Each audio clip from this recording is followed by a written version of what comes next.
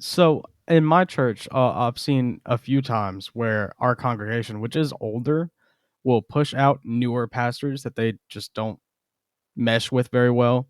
Uh, there was a youth pastor, it was an associate pastor, it was a head pastor, and it leads into like pride. I want to say that was very real to me. Was realizing that everyone still kind of struggles with letting go of what they want instead of what is better for their community and the church. Uh, so that happened a few times. Will.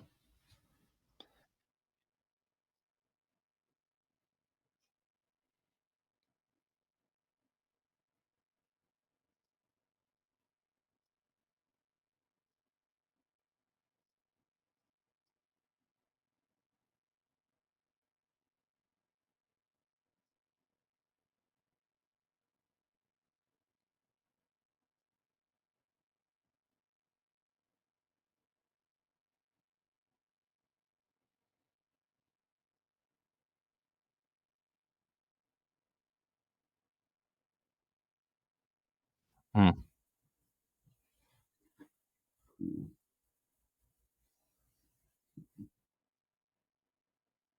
Yeah.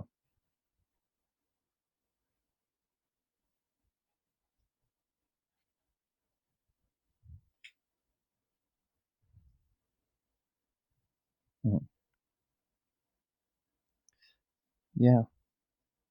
There's a weird dynamic of like church as business and church as like a spiritual thing that's above business, right? Like some stuff, it's like, oh, we don't talk about that stuff because, it's God. God chooses our leaders and all this stuff. And then there's some stuff where it's like, well, we kind of feel like we're competing with this other church over here. And we kind of feel like we're not getting paid enough, or we're not doing enough in the community, or we're paying this guy a lot and all he does is show up on Sundays. Like there's a both and here that's really, I think, uncomfortable for a lot of people.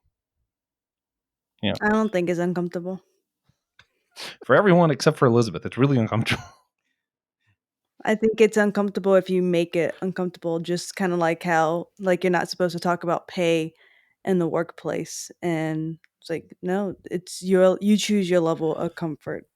Uh, See, I feel like it, part of the uncomfortableness is that we are. I'm trying to think of the quote from City of God, Augustine stuff, but it's where like there's two realities of us wanting to do the spiritual thing, but then also realizing we do exist in this reality. Like as much as we say God picks the pastor, that kind of stuff. I know of times where a pastor wanted to go to a church and it didn't work out because they simply couldn't pay him what he was asking. That's not super spiritual, not the way that we would like it to be, but it's reality. I mean, but isn't if you pray God open one door and shut the next, and you know best, and you just thank the Lord for closing a door that you may not be able to go through? Depends Isn't who that you ask. spiritual?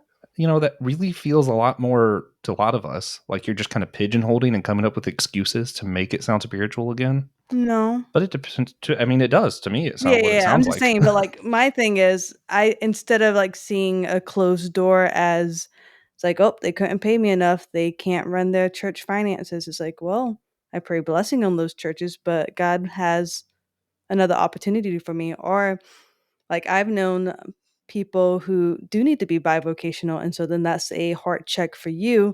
If I feel called to this church, then I'm going to go ahead and accept the salary and knowing God's going to make a way, whether that's me being bivocational or finding some other avenue of income. If God's really called me to this place, I know He's going to provide. I just have to take that faith and trust in Him. Yeah, yeah. So, d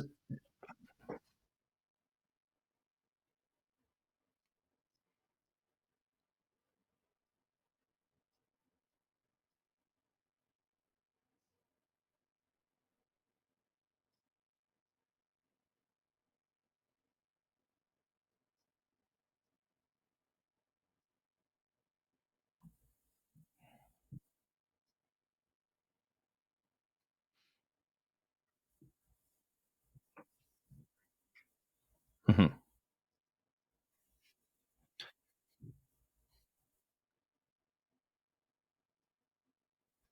mhm.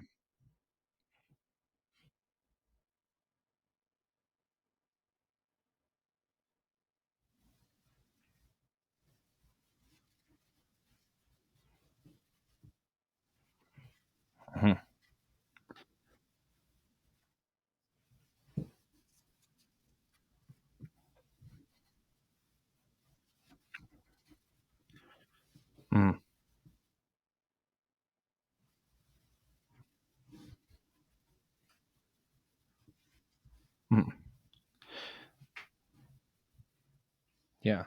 Yeah. Well, and a lot of times too, it could, man, I hate being the guy to use football metaphors. It can feel like kind of like football season of like when everything's going great, it's like, oh man, this guy did great. We're going to give all the credit to the quarterback. We're going to give all the credit to like all these people, worship leader. The worship was great. The building's great. Or, when everything's going well, we want to give everybody a little bit of credit and we're like, whatever. But when everything's bad, you blame the coach, even if it's the same coach who was in charge when things were going great. So yeah, there's a lot of that. What other arguments or splits have we seen that maybe y'all want to lift up? Or actually, you know what? How about this? I'll start with Will. What do you think is the most prevalent kind of arguments and splits we see in like local denominations, or not local congregations? Sorry.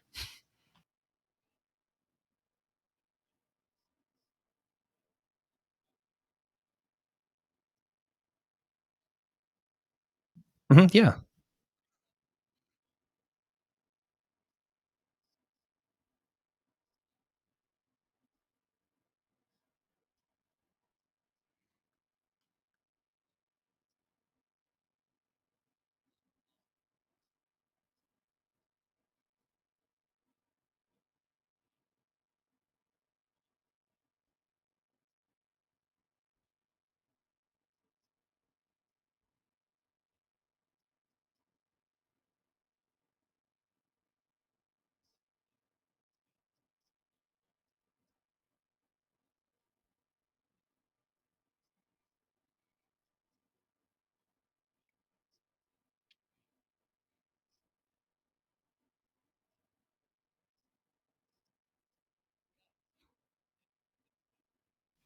Yeah.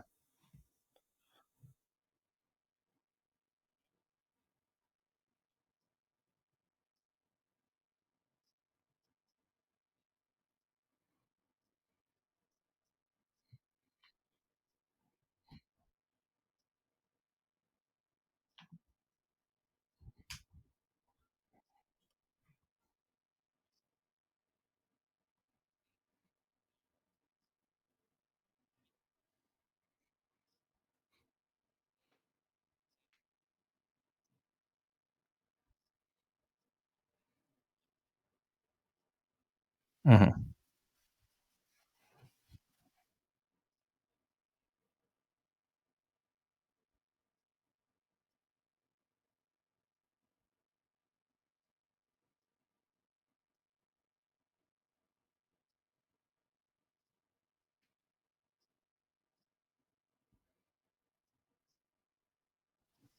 Hmm.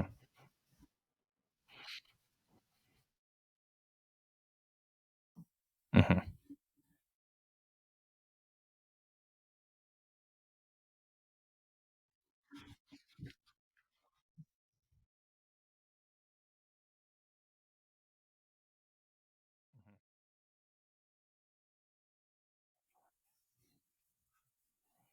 Hmm.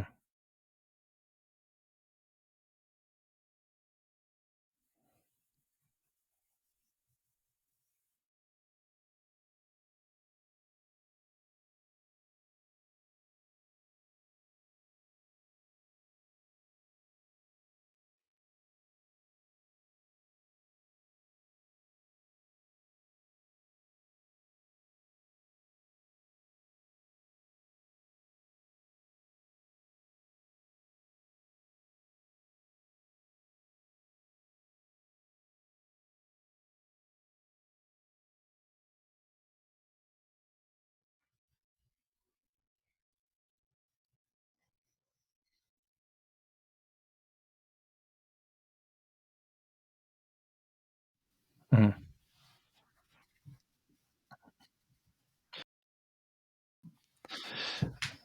I mean, he used running analogy. That's kind of sports, maybe. But yeah, yeah, it's fine. N- Nathan, same thing. What are some of the more common arguments or splits you've seen? The only one I've been involved in personally had to do with a church where a significant portion, I'll say half just for shorthand, but I'm sure the statistics weren't that neat, became convinced that a preacher had to go, and pretty much down the middle, the other half of the church backed the preacher. And so, I mean, it was a scenario where, it wasn't the church turned on the preacher, and it wasn't that the church turned on the people who turned on the preacher, but rather it was so evenly split that half of them just left. That's the only one I've been involved Mhm. with personally, and that was, oh my, 15 years ago, maybe. Mhm. The ones that I hear about more recently are the ones that Will was just now talking about. I mean, they usually flow downhill from partisan divides, right? I Yeah. mean, that is just a reality that has become much more acute in the last Mhm. decade or so. That people don't leave their political parties anymore because the church says to. They leave their churches because their party tells them to. Mhm. And, I mean, I've seen just so many of my friends, I mean, go through church splits precisely for that reason. And usually, I mean, it's a numbers thing, right? I mean, if Mhm. it's just the clergy that resists whatever political wind is blowing, they just get rid of the preacher. But if the congregation is kind of split down the middle, then Mhm. the church splits. I Yeah. will say that, the old cliche about, splitting over the color of the sanctuary carpet. As far as I can We'll get tell, to that later. I mean, it's a hyperbolic cliche. I've never actually seen or heard of it happen, except when people are using it as a cliche. It's kind of like the hyperbolic, the other party shoots puppies things, which Yeah. was a hyperbole until Which, about 2 weeks ago when yes, Christy it's Nome no actually longer said, hyperbole. "No, actually, I do shoot puppies." But yeah, Yeah. that's Anyway, politics in 2024. anyway, I am.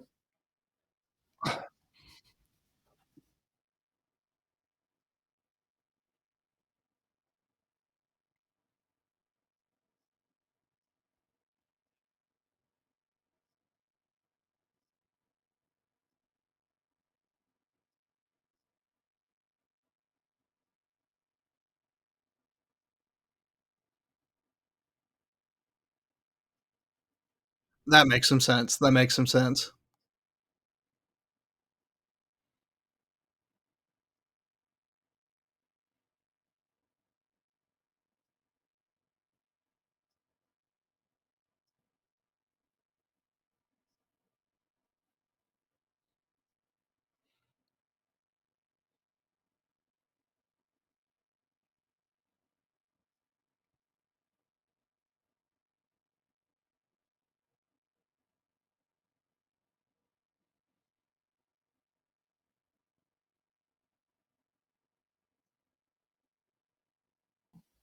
Yeah, yeah, and we'll get to that a little bit more here in a little bit. Um, Although I will say, just in the time doing this, we in the first year that we were doing our podcast, we actually asked everybody a similar question as to like what kind of splits they saw and how we can like overcome this. We actually heard of a church that was named the Doorknob Church because they split over the doorknob. They did not like that they did a certain kind of doorknob, so they got a new church and then named it after that, just out of pettiness. So it does Now, I'm exist, going to but I've never speculate, been there. and this is just speculation. I'm going to I speculate there's probably a personality struggle that was probably Yeah, manifest probably in something the like that. doorknob struggle. I I know, mean, and personally, the maybe only I'm just splits that I've too ever naive here seen. at my young 47-year age, but I just cannot imagine an actual community splitting over a doorknob. I can Yeah, imagine people using the doorknob as an excuse to split because they just don't like each other, but they don't want to say out loud that they don't like each other. I've seen some for pretty sure. dumb We doorknobs. do have to move on from this. Well,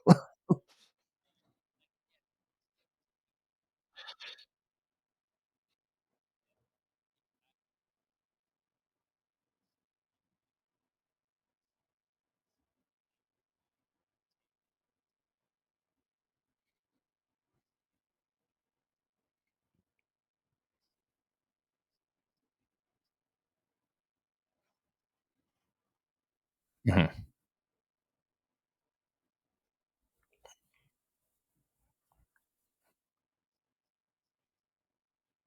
mhm,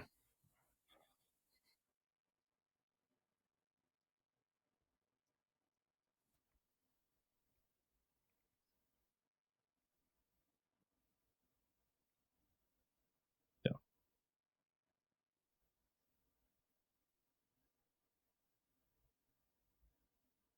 yeah. Ah, all right, and You two people can come back for part 3.